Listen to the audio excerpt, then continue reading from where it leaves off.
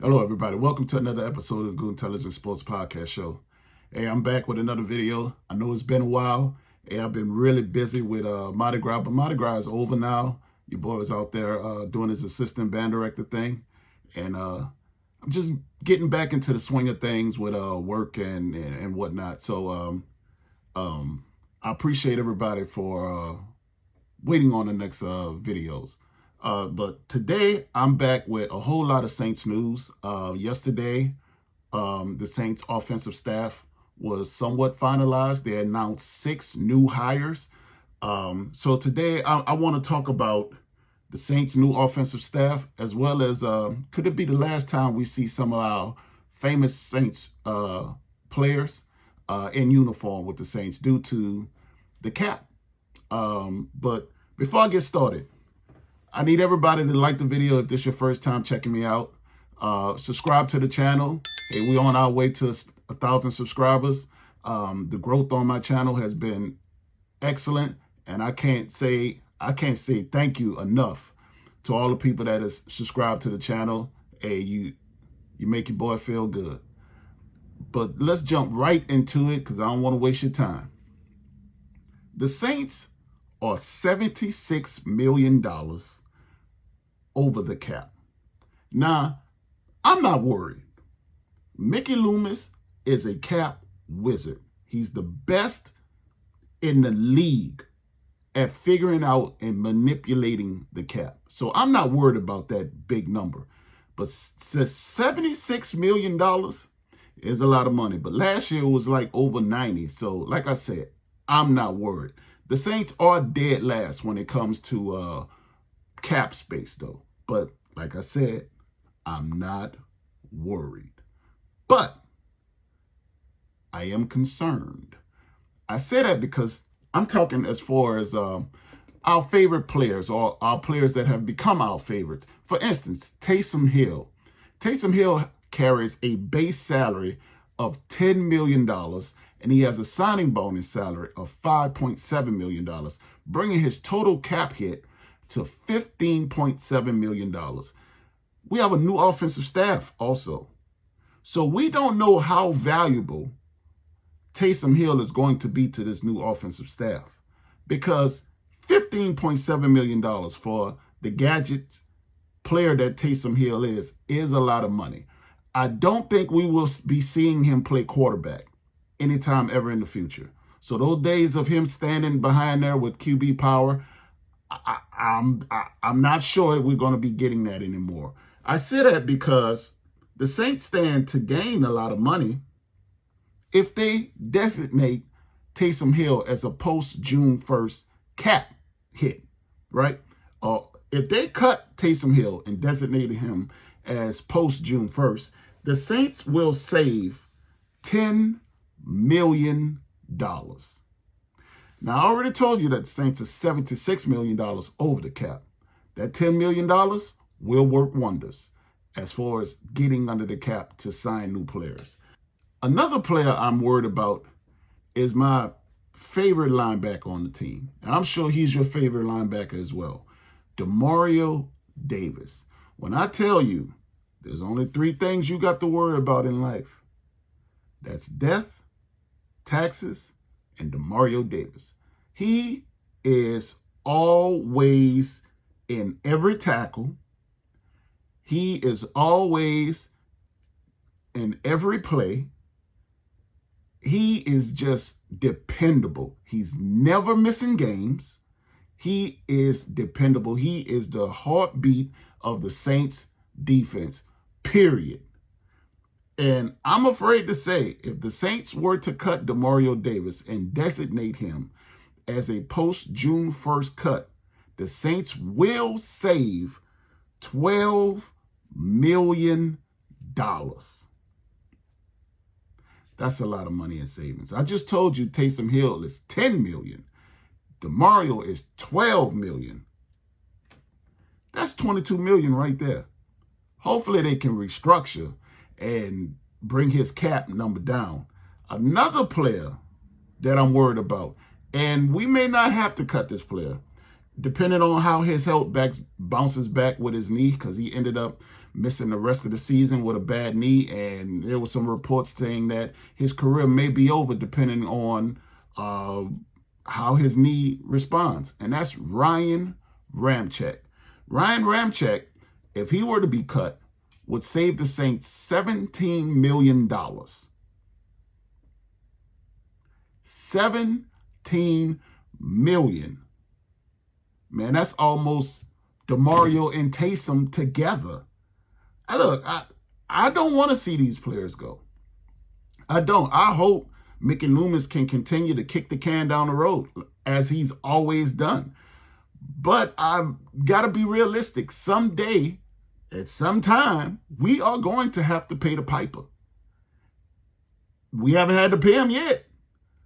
He's still on layaway, but someday we're going to have to pay him. And I'm not ready to pay him yet. I'm not ready to see Taysom go. I'm not ready to see Demario go. I'm not ready to see Ryan go.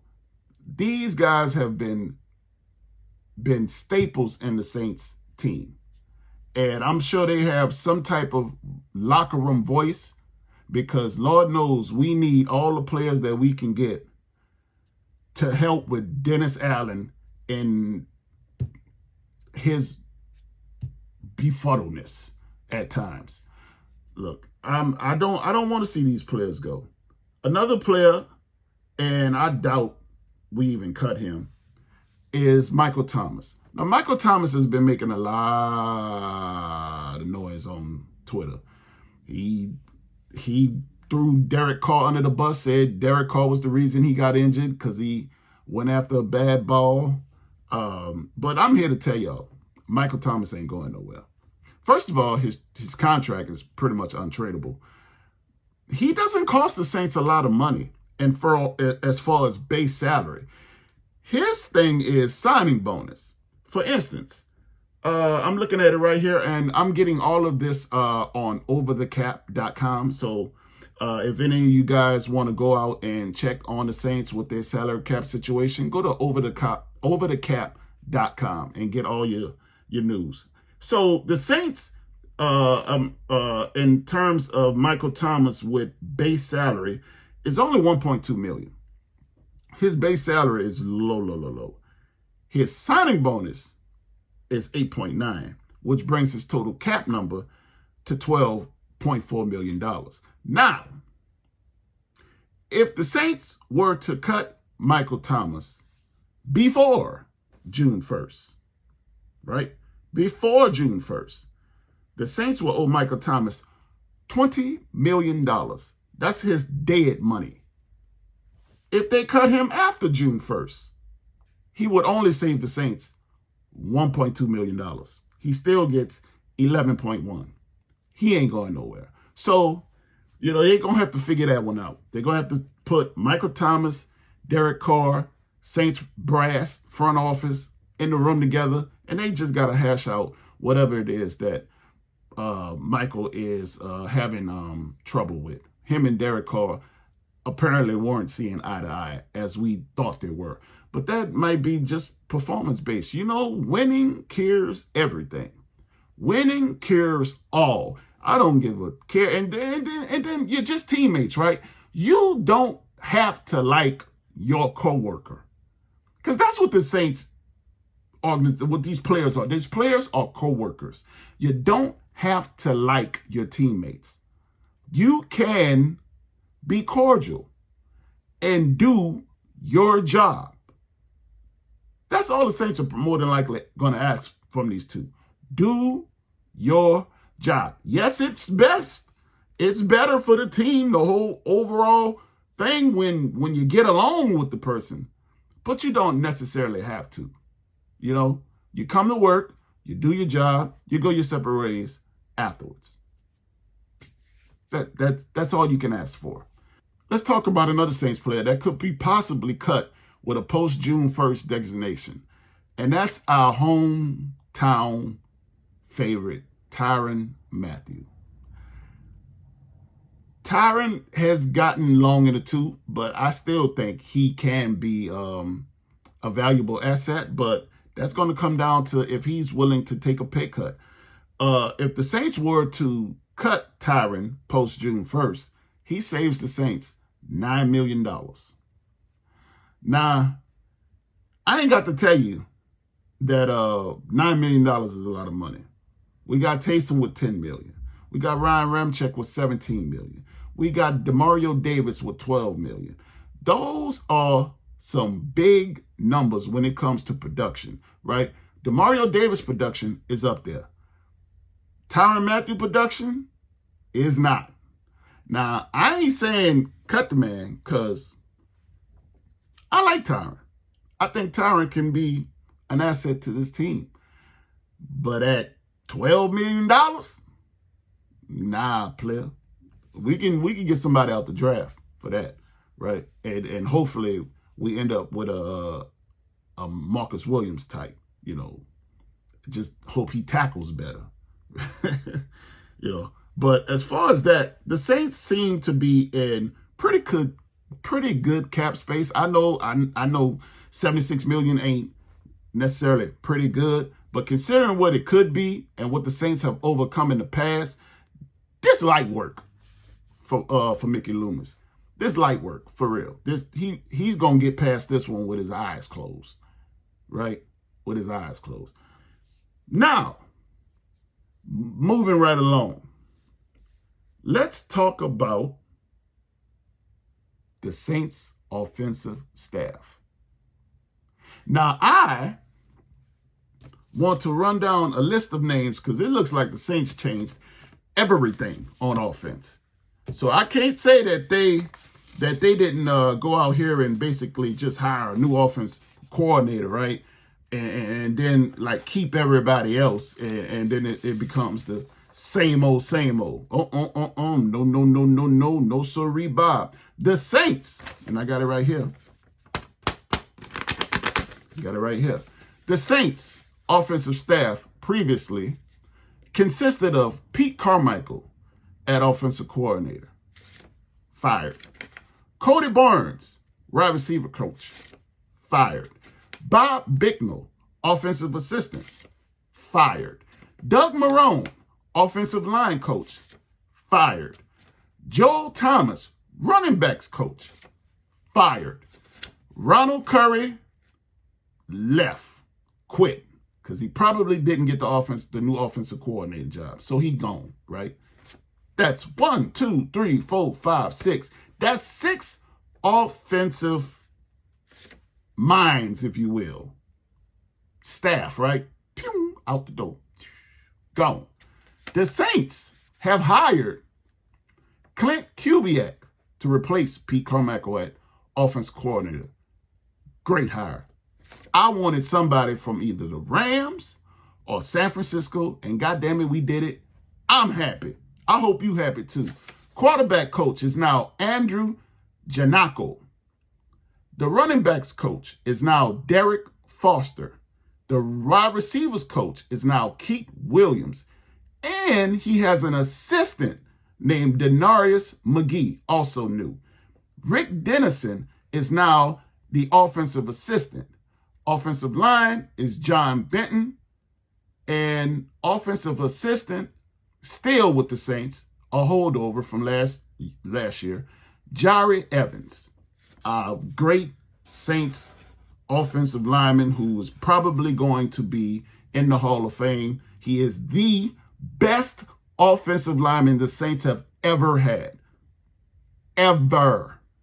So, that's the new offensive staff with the Saints.